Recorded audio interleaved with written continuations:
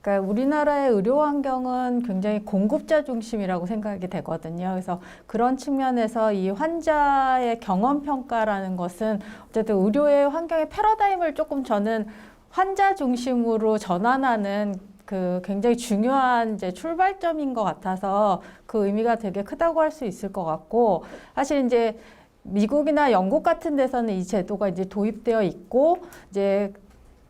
그런 나라들은 사실 이제 포괄수가제를 이제 운영하고 있기는 한데, 그런 환자 경험 평가들이 이제 도입이 되면서 의료의 그 서비스의 측면들이 환자의 입장에서 굉장히 저는 조금 더 진전된 측면들이 있다고 생각되기 때문에 우리나라의 경우에도 이 제도가 이제 본격적으로 좀 활발하게 시행된다면 어쨌든 그런 의료의 환경 서비스가 보다 좀 환자 친화적인 그런 환경들로 좀 변할 수 있을 거라고 좀 기대하고 있습니다.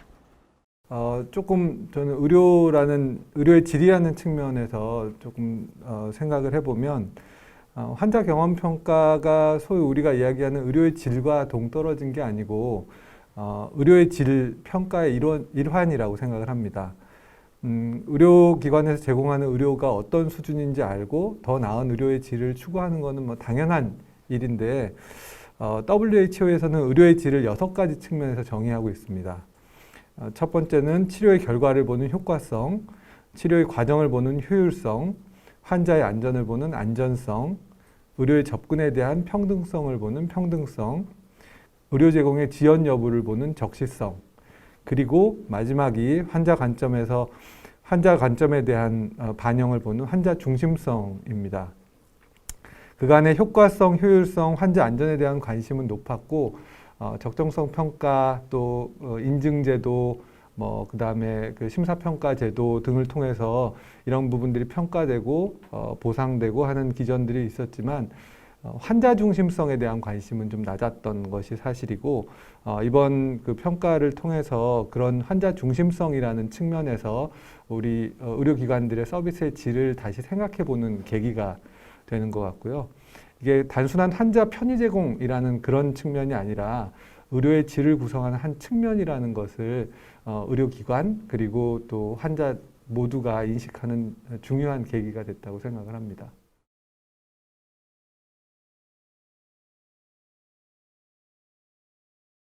이제 2017년에 이제 도입되고 이게 1, 2차 평가를 이제 진행을 했는데 뭐 그 내용들이 사실은 이제 의사 선생님의 진료에 대한 평가, 이제 간호사 선생님의 그런 진료에 대한 평가, 그 다음에 그 투약 및 그 치료 과정에 대한 부분, 이제 병원 환경, 환자 권리 보장, 뭐 이런 내용들이 이제 평가가 되고 있는데 사실은 그 병원에 환자가 입원했을 때 굉장히 여러 가지 그런 사소한 것들까지가 이제 그 경험에 영향을 미치게 되는데 그런 측면에서 이제 이런 질문들이 사실은 좀 굉장히 좀 단편적인 질문들이어서 환자가 경험하고 이런 것들을 충분히 반영할 수 있느냐라는 그 질문에는 사실 충분치 않다라고 답변할 수 있겠지만 저는 이런 것들이 사실은 이제 좀 쌓여가면서 이제 발전을 하겠죠. 그리고 질문의 문항 같은 것들도 이제 소비자 관점에서 좀 더 필요한 것들이 이제 추가되고 이제 하다 보면 저는 좀 훨씬 이제 진전된 방향으로 갈 수 있다고 생각하기 때문에 지금은 시작이지만 이런 것들이 사소한 그런 부분들을 좀 소비자의 의견들, 환자의 의견들을 조금 더 충분히 반영한다면 저는 굉장히 좀 의미가 있을 수 있기 때문에 시작부터 모든 것이 완벽할 수는 없어서 그런 측면에서 것들을 보완한다면 저는 향후에 훨씬 더 발전적인 방향의 그런 좋은 제도가 될 수 있을 거라고 생각이 됩니다.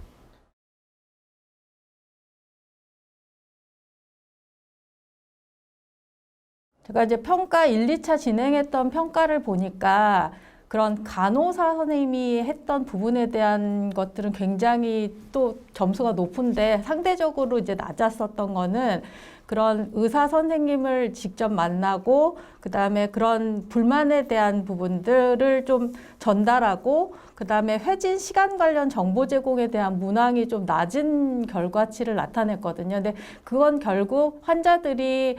그 병원을 경험하면서 의사 선생님에 대한 그 어쨌든 내가 묻고 싶은 것들을 질문하고 그다음에 얻고 싶은 부분들에 대한 그런 부분들이 저는 부족하다라는 생각이 들었거든요. 그래서 그런 측면에서의 것들이 좀 더 보완될 수 있도록 아마 그러면 이런 경험치 같은 것들이 발표가 되고 공개가 되고 한다면 아마 병원들이 그런 부분들을 조금 더 보완하려고 노력할 것이고 그 환자들에게 그런 측면들을 더 제공하려고 저는 노력한다는 좀 긍정적인 측면들이 있을 것 같아요. 그래서 그 결과치들을 보면서 우리가 조금 더 보완해야 될 부분들 이런 것들을 좀 개선해야 될 필요가 있을 거라고 생각이 됩니다.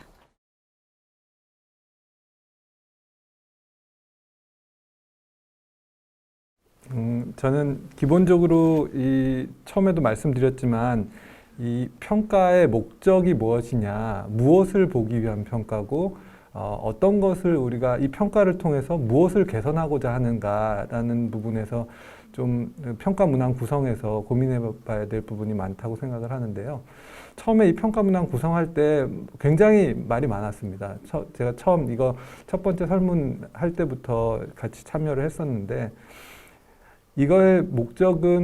평가의 목적은 patient centeredness, 환자 중심성이라는 걸 평가하기 위한 거고, 이 환자 중심성이 잘 확보된 병원, 의료기관에서의 환자의 치료 결과가 더 좋다, 의료의 질이 좋다라는 거가 여러 연구들에서 증명된 바가 있는데, 환자 중심성이라는 거는 얼마나 환자의 주관적인 판단, 그리고 자율적인 의지, 그리고 여러 가지 신념 이런 것들이 의료 제공 과정에서 치료 결정 과정에서 얼마나 잘 반영되는가가 환자 중심성을 의미하는데 그런 면에서 지금 여기에 돼 있는 경청, 이게 우리가 경청, 예의 이런 걸로 시작을 하지만 사실은 그게 환자가 본인의 상황을 정확하게 전달할 수 있는 가장 기본이 되는 백그라운드라고 생각하거든요. 그래서 이런 지금 현재 구성되어 있는 문항들을 잘 살펴보면 그런 측면에서 환자가 적극적으로 의료 진료 과정에 참여할 수 있도록 유도하는 데 필요한 배경이 되는 여러 가지 항목들을 평가하고 있다고 보이고 의사들도 이런 것들을 사실은 생각하지 못했고 아까 처음에 말씀하신 것처럼 의료가 굉장히 제공자 중심으로 돌아가고 있다는 거는 사실 다른 나라들이랑 비교해 봐서도 우리나라가 조금 더 심한 그런 면이 있는 것 같아요. 그만큼 또 소비자가 더 피동적으로 변해 있는 상황이기도 하고 그래서 지금 의사들 입장, 특히 의사들 입장에서는 제공자가 주도하는 의료라는 생각을 조금 버리고 이 평가의 문항이 가지고 있는 근본적인 의미를 좀 더 이해한다면 환자분들이 좀 더 치료 과정에 참여하고 그 결과가 내가 조금 그 과정에서 시간을 조금 쓰더라도 그 결과가 환자에게 좋은 결과로 이어질 수 있다는 그런 과학적인 근거도 이해를 할 수 있을 배경이 될 것 같고요. 그래서 그런 과정을 통해서 저는 의료기관에서는 이런 의료진들에게 좀 이 평가의 의미가 우리를 귀찮게 하거나 뭐 그런 게 아니고 뭐 우리가 노예냐 뭐 이런 얘기도 하는데 뭐 그런 걸로 볼 게 아니고 의료의 질이라는 측면에서 중요한 부분이다라는 걸 이해할 수 있도록 좀 더 의사 선생님들한테 잘 배경 설명을 잘 해주는 게 필요하지 않을까 생각되고 그런 걸 통해서 좀 개선될 수 있을 거라고 생각합니다.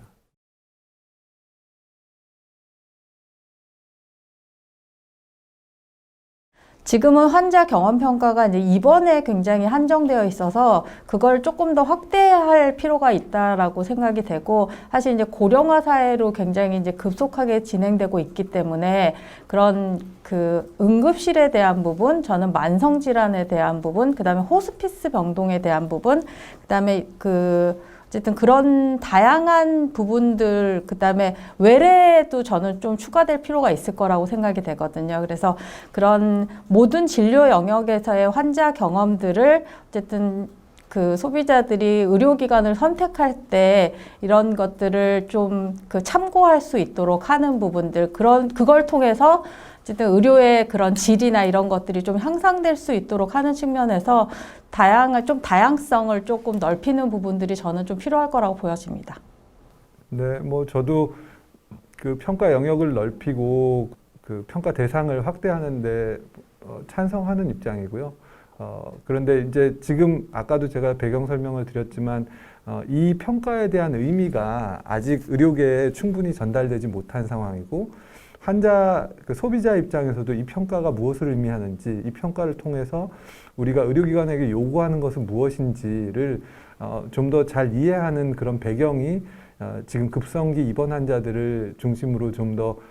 공감대가 이루어지고 그런 공감대를 통해서 그 다음 평가 확대를 어떤 방식으로 해가는 게 좋겠는가를 논의하면 좋겠다는 입장이어서 뭐 평가 전반적으로 누구든지 자기가 제공하는 서비스의 퀄리티에 대한 그 평가를 받고 그 수준을 높이고자 하는 노력을 해야 되는 건 당연한 일이기 때문에 해야 되지만 그 과정에서 자칫하면은 이것도 이제 미국에서 아주 오랫동안 그 연구되고 했던 걸 바탕으로 해서 이런 문항들이 축적이 됐는데 아직까지 그런 다른 기관, 다른 나라들에서도 이런 만성기 질환이나 이런 쪽에서는 아직 평가 도구들이 확실하게 잘 정립되어 있지 못한 것 같아요. 그래서 그런 부분들을 잘 벤치마크도 하고 또 우리 내부에서도 그 평가의 의미가 좀 더 잘 이해된 상태에서 확대해 나가면 좋겠다 이런 생각입니다.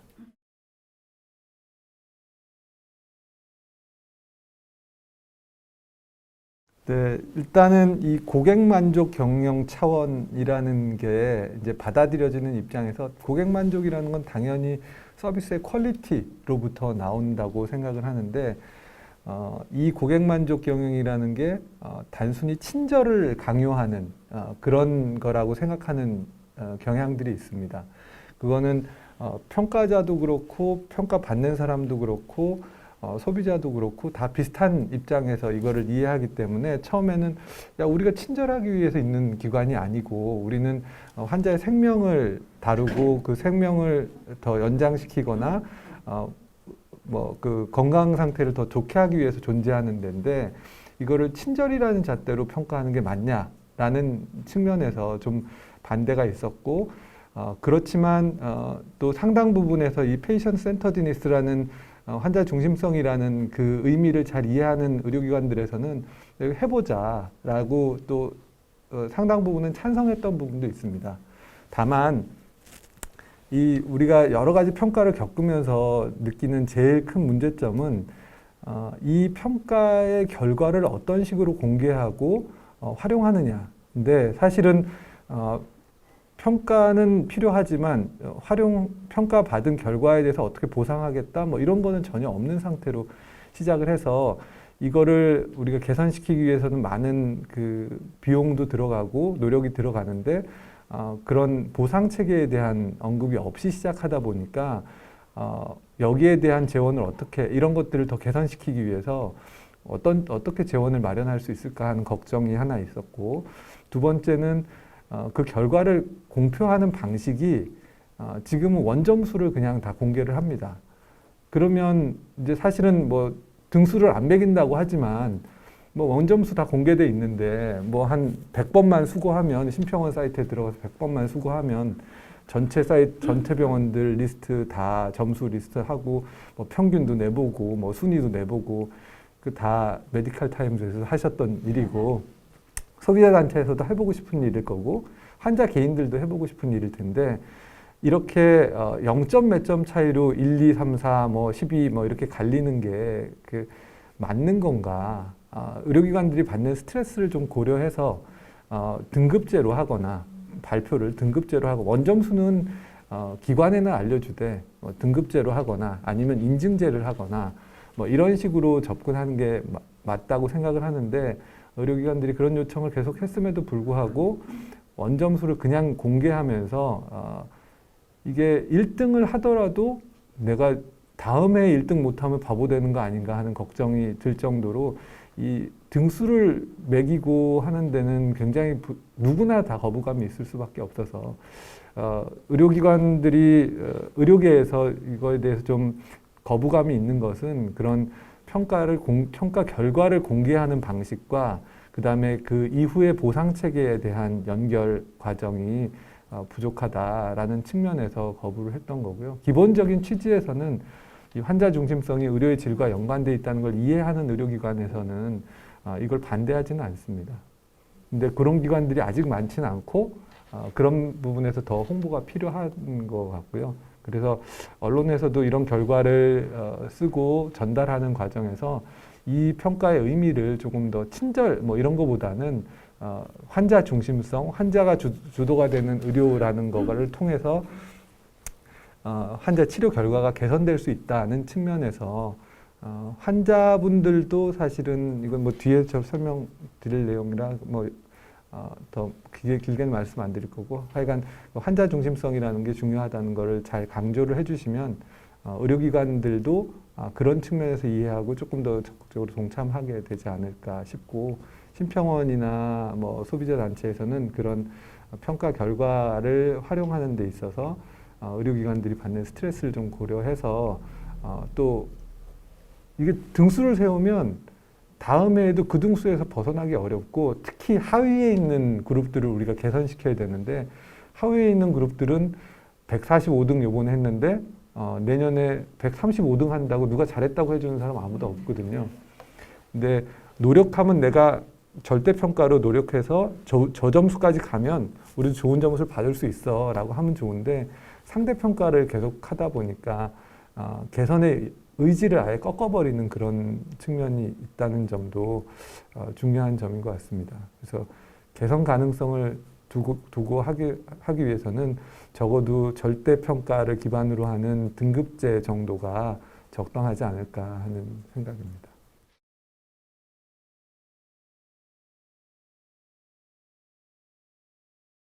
일단은 이 환자 경험 평가에 대한 부분들을 저는 일반 소비자들이 좀 잘 인식할 수 있도록 알려지는 부분들이 좀 필요할 것 같다라는 생각이 들고 이런 경험들을 나누는 것들이 다른 환자들에게 어쨌든 도움이 될 수 있도록 저는 그런 평가에 있어서의 부분들을 굉장히 진정성 있게 참여하는 부분들이 굉장히 중요하다고 생각이 되거든요. 그래야 그런 정보들이 어쨌든 의료기관에 대한 부분들도 어쨌든 발전적으로 변할 수 있고 소비자, 참여하는 다른 누군가의 환자에게도 굉장히 중요한 정보가 될 수 있기 때문에 그런 측면에서 그 평가에 좀 임하는 부분들이 굉장히 좀 중요할 것 같고 그래서 이제 지금은 이제 사실 이제 전화로만 조사가 진행되고 있지만 그런 전화를 어쨌든 소비자가 받았을 때 그런 적극적으로 참여하고 그다음에 그런 부분들을 충실하게 답변할 수 있도록 하는 부분들이 저는 이제 소비자 입장에서는 굉장히 중요하다라고 생각이 됩니다. 우리나라가 그 제공자 중심의 의료가 이루어지는데 환자도 제공자도 너무나 익숙해져 있고 그거는 아주 전 세계에서도 상당히 극단적인 상황인 것 같아요. 저희가 그 외국 환자들도 진료를 해보면 외국 환자들은 본인이 무슨 병으로 언제 진단받았고 무슨 검사를 했고 결과는 어땠고 그래서 거기에 대해서 약을 먹고 있는데 약을 5가지 먹고 있고 이 약이 첫 번째 약은 무슨 이유로 먹는 무슨 약이고 두 번째는 무슨 약이고 세 번째는 다 압니다. 아주 자세히 자기 그 몸 상태나 치료 과정에 대해서 잘 이해하고 계시는데 제 외래에서 또는 입원 환자들께 다른 병원에 다니다 오신 분들한테 환자분께 상태를 지금 그 드시는 약이 뭔지 아세요? 병원에 왜 다니세요? 물으면 한 30% 정도는 자기의 진단명을 정확하게 아시는데 반해서 70% 진단명도 모르는 상태로 병원을 다니고 계시고 90%는 본인의 약을 정확하게 무슨 약을 약 이름을 약명을 정확하게 댈 수 있을 정도로 정확하게 자신이 치료받는 과정을 이해하는 분은 10%도 채 안 되는 것 같아요. 그만큼 본인의 그 건강에 대해서 주도권을 포기하고 있는 상황인데 그게 어쩌면은 의료 제공자들이 만들어 놓은 그런 프레임 안에서 진료를 받아야 되기 때문에 어쩔 수 없는 상황일 수도 있지만 이제부터는 조금 더 적극적으로 본인의 건강에 대해서 이해하고 본인이 자신의 건강을 관리하는 주체다. 페이션트 센터가 되는 의료에 내가 주도가 돼야지 된다 하는 인식을 좀 더 가지고 더 건강에 관심을 가지게 되면 제공자의 노력과 그런 환자들의 주도성에 대한 노력이 같이 합쳐져야 우리가 바라는 환자 중심 의료가 가능해질 거라고 생각을 합니다. 그래서 환자분들이 조금 더 적극적으로 본인 건강에 대해서 관심을 가지고 적어도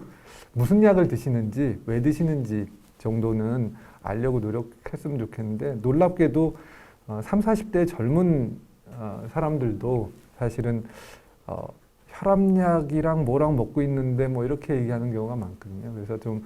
자신의 건강에 대해서 더 관심 가지고 이 환자 중심성이라는 게 결국은 최종적으로 내가 큰 병을 앓을 때 거기에서 진가를 발휘하게 되니까 미리미리 그런 건강에 대한 관심을 좀 더 가지시는 게 좋지 않을까 이런 생각입니다. 서 이사장님이 사실은 굉장히 환자의 입장에서 의료 소비자의 관점에서 많은 말씀을 해주셔가지고 굉장히 감사드린다는 말. 제가 어쨌든 본 공급자 의료의 공급자의 입장과는 그래도 굉장히 많이 좀 차이가 있으신 것 같다라는 조금 생각이 들고요. 사실 환자 입장에서 의료 소비자의 입장에서 의료에 적극적으로 참여하고 뭐 이렇고 싶지만 그런 환경적인 부분들이 아직은 저는 굉장히 많이 부족하다라고 생각이 되거든요. 그래서 자신의 질병, 내가 먹는 약, 그다음에 함께 복용하는 약 같은 것들을 잘 알려고 하는 자세는 굉장히 저는 이제 당연히 필요하다고 생각하지만 그런 부분들을 저는 이제 심평원도 그렇고 그런 환경들을 좀 만들어주는 부분들이 저는 굉장히 좀 필요하다라고 생각이 돼서 이런 환자 중심 환자 경험 평가 같은 게 지금은 어쨌든 시작 단계이지만 이런 것들이 확대되면서 그런 소비자들에게 더 많은 정보들이 조금 제공될 수 있는 환경, 그래서 그를 통해서 의료기관에 대한 좀 신뢰와 그런 존중이 쌓이는 그런 좀 문화가 형성됐으면 하는 좀 희망이 있습니다.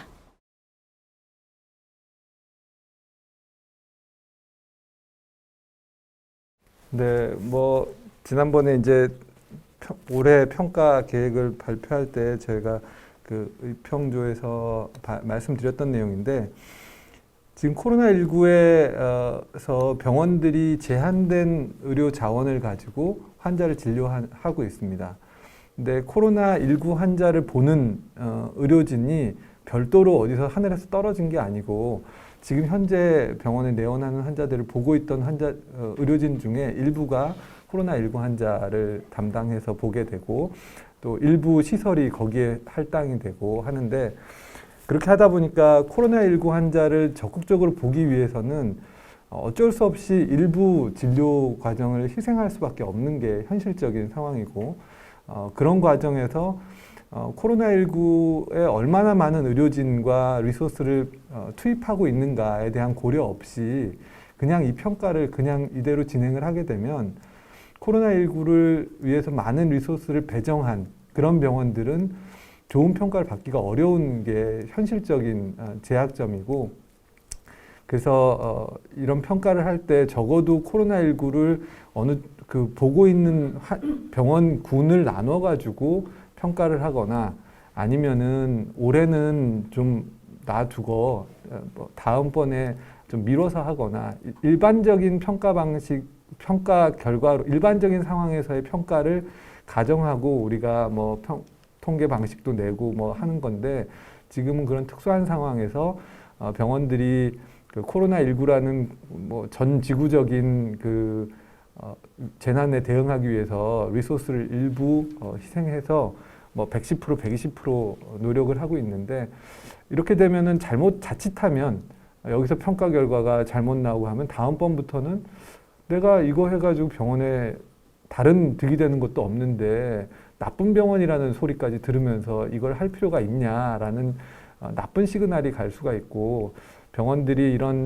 그런 전지구적인 또는 국가적인 재난 상황에 적극적으로 참여를 유도하려면 이번 평가에서 코로나19에 대응한 결과가 어떻게 반영되느냐가 굉장히 중요한 요소일 것 같습니다. 근데 이게 조사를 시작하기 전에 그런 부분에 대한 설계가 없이 조사를 시작하고 나면 나중에는 분석이 불가능해지거든요. 그래서 저는 솔직히 말하면 지금 시작하는 조사 전에 그런 부분을 어떻게 반영하고 전화 설문 시에 환자들에게 어떻게 물어볼 건지 하는 거가 설계가 있어야 된다고 생각하는데 그런 거 없이 지금은 심평원에서는 제가 정확하게 아는지는 모르겠습니다만은 심평원에서는 일단 조사를 한 후에 분석을 해보겠다고 하는데 분석하려면 사실은 분석 계획 하에 조사가 설계되는 거기 때문에 조사가 그냥 된 다음에 추가적인 분석을 하는 건 사실 굉장히 왜곡된 결과밖에 안 나올 수밖에 없어서 그런 부분이 좀 걱정이고 이 부분에 대한 보완이 좀 필요하다고 생각합니다.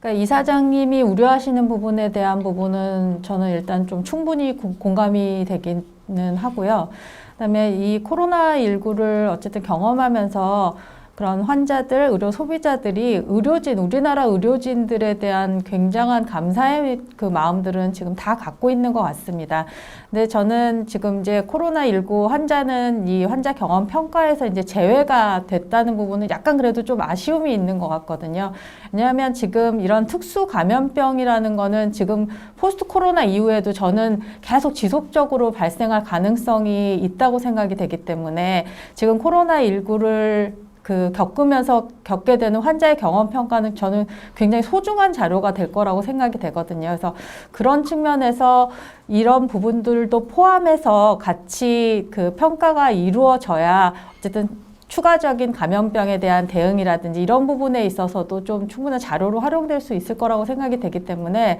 좀 우려하시는 부분에 대한 것들은 어떻게 우리가 통계적으로 기술적으로 이런 부분들을 좀 조정할 수 있을까에 대한 부분들은 좀 추가적으로 검토하면서 저는 같이 좀 조사가 병행되는 게 좀 필요하지 않을까 그런 환자 입장에서는 좀 그런 생각을 갖고 있습니다.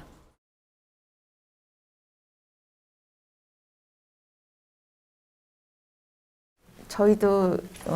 소비자연맹 정 총장님이 말씀하셨듯이 사실은 그 코로나 환자를 포함하고 싶은 거는 이제 향후 어떤 전염병에 대한 대응이나 또 저희 전염병 상황에서의 그 병원 환경에 대한 거나 뭐 진료 이런 내용에 대해서 조금 더 파악하고 싶은 의도는 있었습니다. 그렇지만 현재 코로나19 상황이 의료 자원의 제한적인 여건 하에서는 너무 힘들 것 같다. 그러니까 의료진이 힘들 것 같다는 내용에 대해서는 저희도 공감하는 바가 있어서 그 부분에 대해서는 정부와 협의해서 저희 의평조를 통해서 제외하는 걸로 했습니다. 그리고 향후에도 저희는 그 부분에 있어서는 계획도 마찬가지고 결과도 마찬가지입니다. 정부와 협력해서 저희가 그 부분에서 의료진에 대해서 더 과중한 어떤 노력이나 뭐 과중한 그런 피해는 안 가도록 저희가 잘 조사하겠습니다.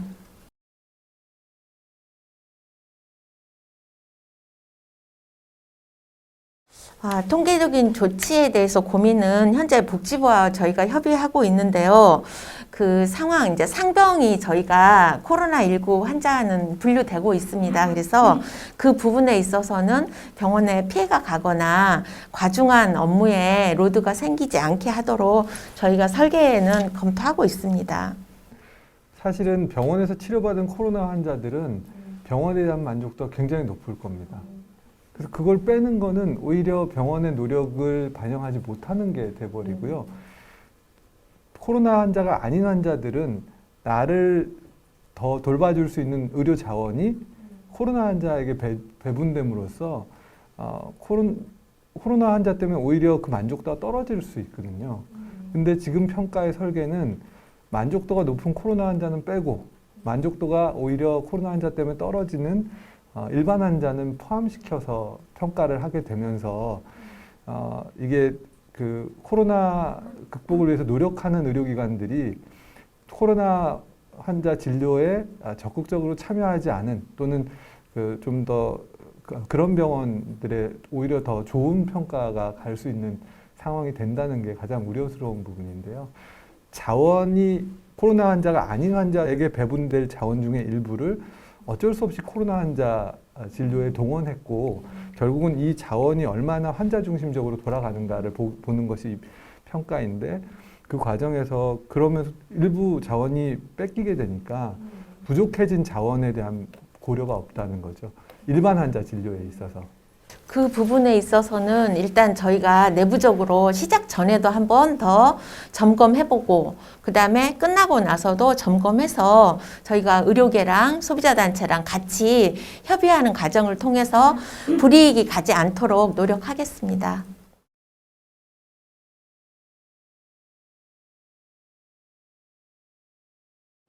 그 부분은 저희가 결과를 보고 아까 박 이사장님이 말씀하셨듯이 그 평가 결과의 공개 방법이나 그러니까 등급제나 그 등급제 아까 인증제나 등급제 말씀하셨는데 이 등급제 부분이나 아니면 활용할 때 어떻게 할 건지 그런 부분들은 저희가 의평조를 통해서 그 사전에 이제 소비자단체나 의학계하고 같이 협의할 것이고 의평조를 통해서 또 의사 결정하고 그렇게 추진하겠습니다.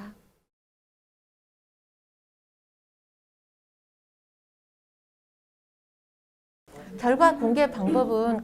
정해져 있지는 않습니다. 현재는 저희가 결과를 놓고 소비자단체, 의료계, 그다음 정부하고 함께 결정해서 가능하면 더 발전적인 방법으로 하도록 하겠습니다.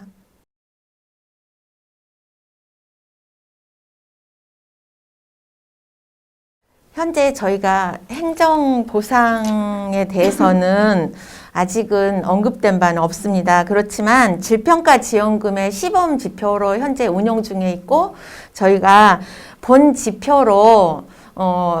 반영될 예정인데 좀 저희가 단계적이고 좀 더 검토해서 분석을 통해서 저희가 계획은 하고 있습니다.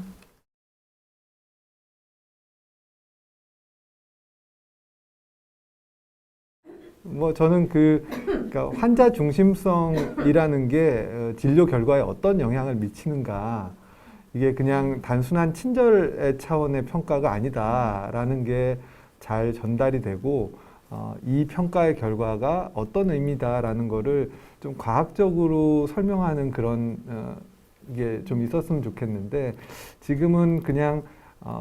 뭐 많은 사람들이 친절성, 환자 중심성이 아니고 친절성에 대한 평가인 것처럼 인식하고 있는 거가 좀 개선돼야 될 부분이라고 생각하고요. 그게 과학적인 측면에서 의료의 질과 환자 중심성의 연결성, 이거를 잘 강조를 해주시면 소비자들의 인식 개선도 더 촉진이 될 수 있고, 의료 제공자들도 사실은 그런 이야기를 들으면 이게 우리가 추구하는 의료의 질과 직접적으로 연관되어 있는 지표구나라는 걸 인식하면 좀 더 적극적으로 행태 개선에 동참할 거라고 생각합니다. 네. 저도 지금 이제 그 환자 경험 평가가 그 의료기관을 그 환자들이 평가할 때 단순한 친절을 가지고 절대 평가하지 않는다고 생각이 되거든요. 그래서 다양한 그 의료기관에서 했던 경험들, 그런 의료의 질적인 측면에서부터 서비스까지 다양한 경험들이 이 평가에 잘 반영될 수 있도록 그런 이제 설문 문항이라든지 이런 부분들을 계속 진화해 나가는 부분들이 필요할 것 같고, 그리고 환자들에게 뭐 그런 작은 그런 점수 차이 같은 것들이 사실은 의미가 없을 수, 아까 이제 이사장님 말씀하셨던 것처럼 그런 부분들이 환자들이 의료기관을 평가할 때 굉장히 신뢰를 갖고 그 정보를 찾을 수 있을 정도로 그런 그 잘 세팅하는 부분들이 어쨌든 소비자에게 중요한 정보가 될 수 있도록 하는 부분들이 일단 저는 중요할 것 같고, 이런 부분들을 그런 신뢰관계가 형성되면 저는 뭐 알리지 않아도 굉장히 찾아서 열심히 볼 거라고 생각이 되거든요. 그리고 지금 이제 평가의 툴에서 보면 이게 이제 전화로만 지금 이제 이루어지기 때문에 요즘에 젊은 친구들은 전화를 이렇게 통화를 하는 것을 사실 되게 이제 거북해하기도 하기 때문에 이제 모바일 환경이라든지 여러 가지 것들을 조금 더 확대할 필요가 있을 것 같고, 평가의 안에서도 저는 이게 이제 중증이냐 경증이냐 뭐 여러 가지 상태에 따라서도 굉장히 좀 다를 수 있고, 그런 부분들이 의료진들이 지난 2차 평가 때도 보니까 이제 오히려 지방 의료원들이 이 평가에서 높은 점수를 받고 이제 이랬던 것처럼 저는 빅5 병원들을 소비자가 선택할 때 이 정보를 찾아보지 않을 것 같거든요. 오히려 그런 중소 병원들을 선택할 때 소비자에게 중요한 정보가 될 수 있기 때문에 이런 것들을 좀 잘 활용할 수 있는 그런 좀 선택에 있어서의 좀 다양한 정보들이 좀 제공될 수 있도록 하는 방향들이 좀 필요할 것 같다라고 생각이 됩니다.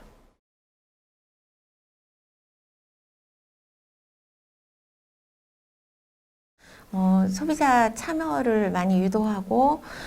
그다음에 요양기관에서 너무나 과다한 그런 행정 낭비를 막기 위해서 요양기관 지원 활동과 소비자 참여 유도를 위한 활동을 하고 있습니다. 구체적으로는 저희가 이제 요양기관에서 사용할 수 있는 포스터 제작이나 아니면은 저희가 안내문, 그 브로셔 그런 것들을 제공하고 있고, 그 다음에 조사 기간 동안에는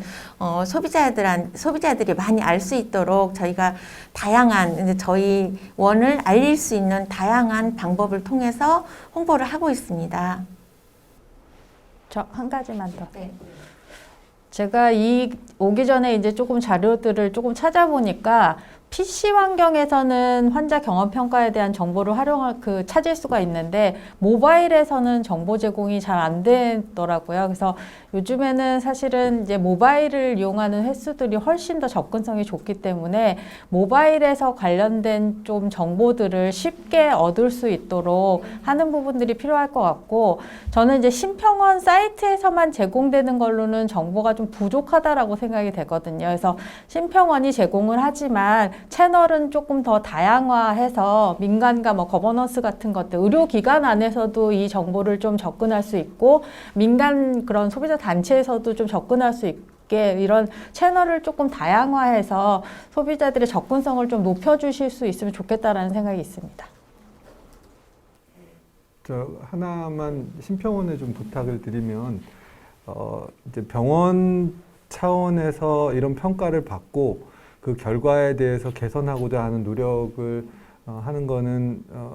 되게 중요한 일인데, 이제 우리가 우리의 상태를 계속 지속적으로 알았으면 좋겠거든요. 그래서 저는 처음에 경험평가 500병상 이상으로 2017년에 할 때 왜 우리도 끼워주지 그랬던 게 우리가 우리 자신을 알아야 뭘 좀 개선할 수 있으니까. 근데 안 끼워주셔가지고 2017년에는 못했지만 2019년에는 들어갔는데, 이 조사 방법론과 관련해서 방법론과 그리고 그 분석하는 여러 가지 보정 방법 이런 것들을 의료기관에 알려주시면 조금 더 우리가 자체적으로도 정기적인 조사를 해서 우리 부족한 부분을 채워 나갈 수 있는데, 이게 2년에 한 번 하다 보니까 그런 지속적인 질 개선을 위한 노력을 하기가 좀 어려운 면이 있습니다. 물론 자체적으로도 우리가 뭐 퇴원 환자 대상으로 이런 질문들을 던지고 하긴 하는데 뭐 유사하게 나옵니다. 근데 문제는 아까 말씀하신 뭐 환자의 중증도나 또는 뭐 응급실 방문 여부나 이런 거에 대한 보정까지는 우리가 하지 못하거든요. 그런 부분들을 좀 할 수 있도록 해주면 또 과별로 또는 개인별로 조금 더 어떤 부분을 개선해야 되는지 피드백하고, 결국은 개개인이 다 변해야 나오는 거기 때문에 그런 조사 방법론에 대해서 좀 각 기관들에 교육할 수 있는 기회가 있었으면 좋겠다 생각합니다. 감사합니다, 진짜. 저희가 조사 방법론이나 이 분석 보정 방법이나 또 사전에 조사하기 전에 이런 것들에 대해서는 요양기관에 신청을 받아서 사실은 제한적으로 하긴 했습니다. 그렇지만 오늘 이사장님 말씀 듣고 좀 더 확대해서 사전에도 더 많이 하고 사후에도 저희 인력이 최대한 가동될 수 있도록 해서 여러 가지로 지원할 수 있는 방법이나 아니면 실제 질 향상에 도움일 수 있는 방법이 된다면은 더 노력하겠습니다.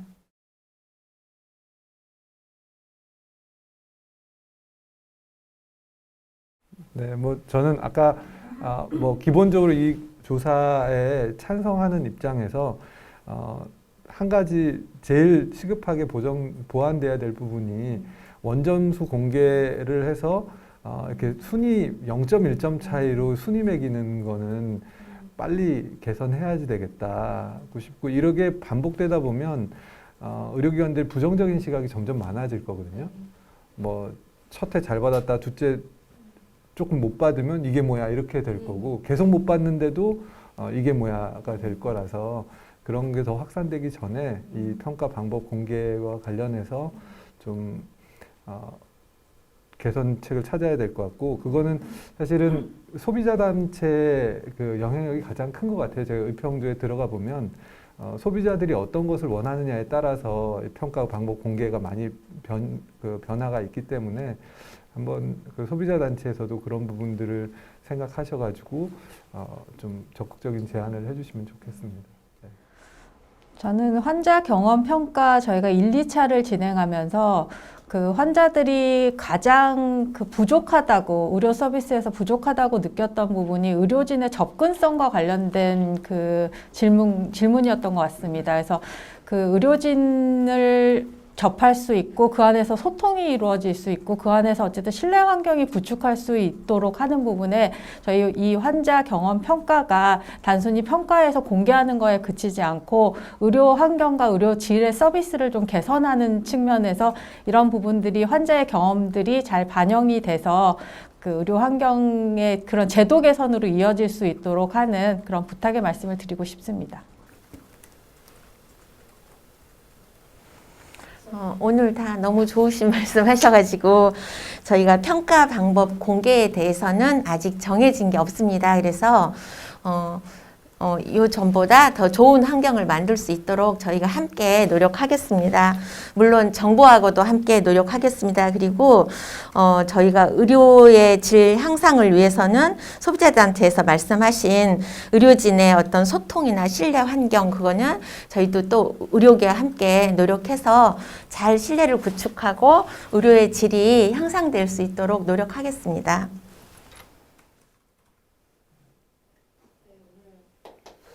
네. 감사합니다. 감사합니다.